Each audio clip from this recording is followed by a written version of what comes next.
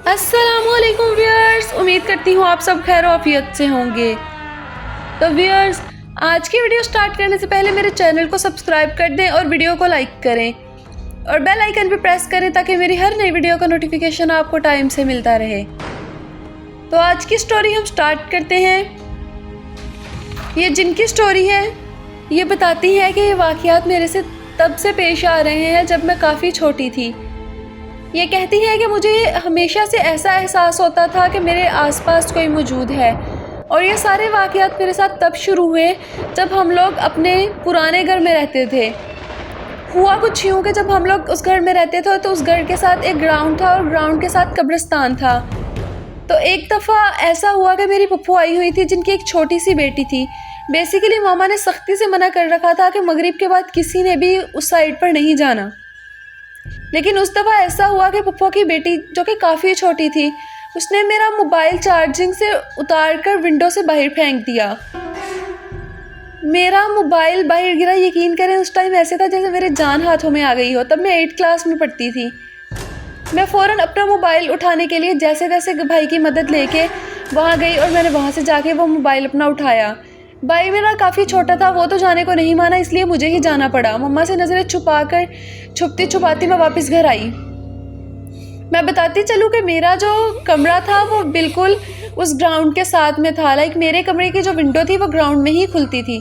दिन में अक्सर हम विंडो खोल लिया करते थे लेकिन मगरिब के बाद वो हमेशा बंद होती थी और आज तक कभी किसी ने नहीं खोली थी मगरिब के बाद।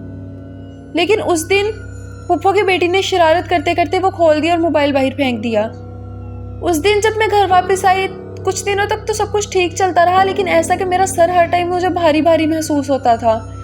ऐसे लगता था कि जैसे कोई मेरे इर्द गिर्द हर वक्त मौजूद हो। मेरे कंधों पर वजन रहता था और ये चीज़ें काफ़ी देर तक चलती रहीं। जब मामा को बताया तो मामा ने मुझे एक आमिल के पास लेके गई। मामा को मैंने तब भी ये बात नहीं बताई थी कि मैं ऐसे कब्रिस्तान गई थी।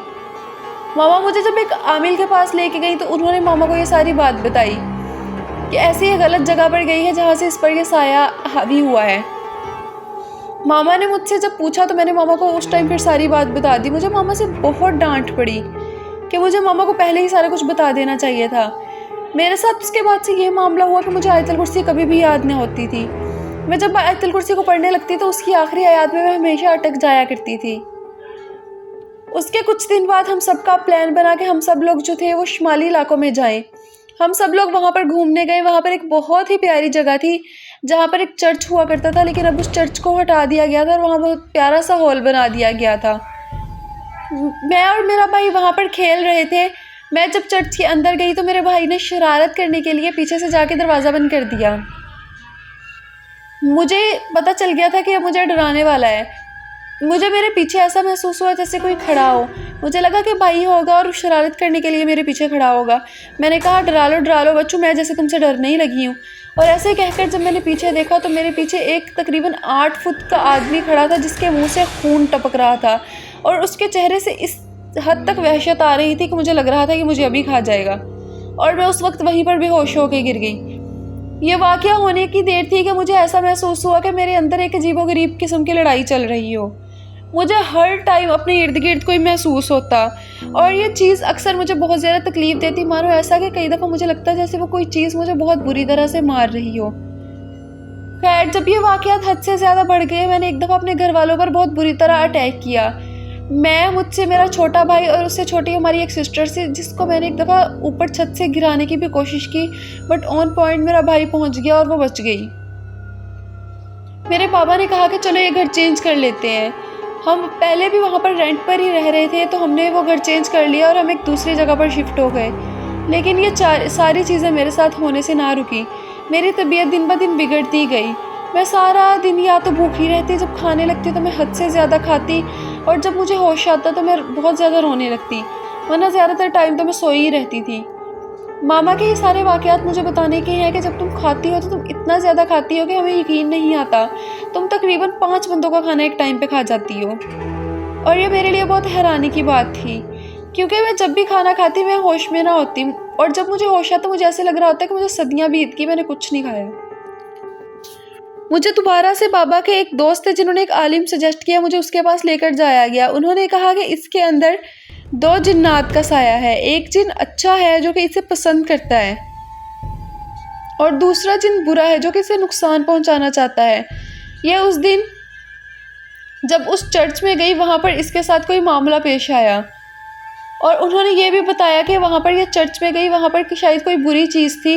इसने उस बुरी चीज़ को पुकारा और आगे से उसे धमकी भी दी कि मैं कौन सा तुमसे डरने लगी हूँ, तुम आ जाओ। मैं ये सुनकर हैरान रह गई, क्योंकि बेसिकली तो मुझे लगा था कि मेरे पीछे मेरा भाई खड़ा है, मैं तो अपने भाई से मजाक करने के लिए सिर्फ ये कर रही थी। लेकिन मैं बिल्कुल नहीं जानती थी कि सिर्फ इस एक मजाक के चक्कर में मैं कितना बड़ा ख़तरा मोल लेने लगी हूँ। मेरे तो वहम गुमान में भी नहीं था कि वहाँ पर कोई ऐसा साया होगा जो कि मेरी तरफ अट्रैक्ट हो जाएगा। और वो अट्रैक्ट भी इसलिए हुआ था ज़्यादा क्योंकि मैं बहुत सजी सवरी उस जगह पर गई थी, और मैंने काफ़ी ज़्यादा हैवी परफ्यूम लगा रखा था। मैं बचपन से ही परफ्यूम्स की शौकीन थी। जो होना था वो हो गया, लेकिन इस सब के चक्कर में अब मैं इतनी बुरी तरह फंस चुकी थी कि उन आलिम साहब ने भी हमें जवाब दे दिया और कह दिया कि एक दफ़ा मैं कोशिश करके ज़रूर देखूँगा, लेकिन मुझे नहीं लगता कि कुछ हो सके। फिर भी अल्लाह ताला के कलाम में बहुत ताकत है, मैं एक दफ़ा ज़रूर कोशिश करूँगा। इसके बाद उन्होंने हमें ये भी बता दिया कि इसके अंदर दो जिन्नात में से एक जिन अच्छा है, और दूसरा जिन जो वहाँ पर इसको चिमट गया है वो जिन बुरा है। लेकिन खैर उन्होंने कुछ अमल किए, और इस सब के बाद मुझे कुछ याद नहीं। उन्होंने बाद में जब मुझे होश आई तो मैं अपने घर वालों के पास घर में थी, मामा की गोद में मेरा सर था। मैं उठी, मैंने खाना खाया, और मुझे बहुत कमज़ोरी फील हो रही थी। ऐसा लग रहा था जैसे मुझे किसी ने उठाकर ज़ोर से ज़मीन से नीचे पटकाओ। लेकिन खैर मैं सो गई। वैसे ही रात को सोई जब मेरी आँख खुली तो वहाँ पर मैंने एक बहुत खूबसूरत लड़के को बैठा हुआ देखा, जिसे देखकर मैं एक लम्हे के लिए घबरा गई। वो इतना हसीन था कि रात के अंधेरे में उसका चेहरा चमक रहा था। यकीन करें, उसे देखकर एक लम्हे के लिए मैं साख्त रह गई, और मैंने पूछा तुम कौन हो। उसने मुझे बताया कि जिन आमिल साहब ने तुम्हारे सामने जिक्र किया कि तुम्हारे अंदर दो जिन्नात हैं, तो दूसरा जिन मैं ही हूँ, और मैं एक अच्छा जिन हूँ। मैं तुम्हारे पीछे उस कब्रिस्तान से ही लगा था, और उस वक्त से ही मैं तुम्हारा पीछा कर रहा था। तुम एक बहुत अच्छी और नेक लड़की हो। दरअसल मैं यहाँ पर यह भी बताती चलूँ कि उस जिन को मेरी ये आदत बहुत ज़्यादा पसंद आई थी। जब मैं गरीब बच्चों की मदद करने के लिए अक्सर यतीम खाने में जाया करती थी और उनके साथ काफ़ी टाइम स्पेंड किया करती थी, और जब मुझे आयतुल कुर्सी नहीं आती थी, मैं आयतुल कुर्सी पढ़ने की बार बार कोशिश करती। उसने मुझे बताया कि मुझे ये तुम्हारी आदतें बहुत मासूमाना लगती हैं, और उसने दोबारा दूसरे वाले जिन के साथ बहुत बुरी तरह लड़ाई की। लेकिन अफसोस मैं नहीं जानती क्या हुआ, लेकिन इतना पता है कि कुछ दिनों तक मेरी तबीयत रिकवर हो गई, और उसके बाद मुझे वो बुरे वाले जिन तो क्या नज़र आना, मुझे वो अच्छे वाला जिन भी दोबारा कभी नहीं नज़र आया। मैं हैरान परेशान कि आखिर ये कहाँ से आया था और कहाँ चला गया, लेकिन अब अल्हम्दुलिल्लाह सब कुछ बिल्कुल ठीक